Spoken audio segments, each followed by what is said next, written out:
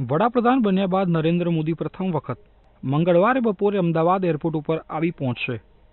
એરપોર્ટથી ત્રિમંદિર ખાતે ભાજપના કાર્યક્રમમાં થઈ તેઓ સીધા જ ગાંધીનગર સ્થિત રાજભવનમાં રાત્રિ રોકાણ કરશે. બુધવારે સવારે ગાંધીનગરના સેક્ટર 22માં માતા હીરાબાના આશીર્વાદ લેવા જશે. ત્યાંથી મહાત્મા મંદિર ખાતે યોજાયેલ કાર્યક્રમમાં હાજરી આપી તેઓ રાજભવન પરત ફરશે.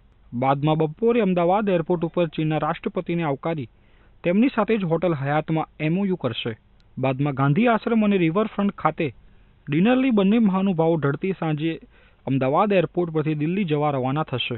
મોદીનું મંગળવારના અમદાવાદ એરપોર્ટ ઉપર આગમન થાય ત્યારથી બુધવારે ચીનના રાષ્ટ્રપતિને આવકારવા ફરે ત્યાં સુધીની સુરક્ષાની જવાબદારી ગાંધીનગરના પોલીસ સંભાળશે.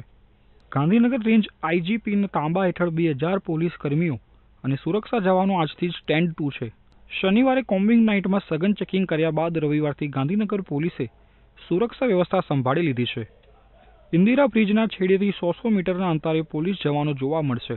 મોદી અને જિનપિંગની મુલાકાત દરમિયાન અમદાવાદ અને ગાંધીનગરમાં સુરક્ષા વ્યવસ્થાની ગોઠવણી મુખ્યમંત્રી આનંદીબહેન પટેલે સમીક્ષા કરી હતી.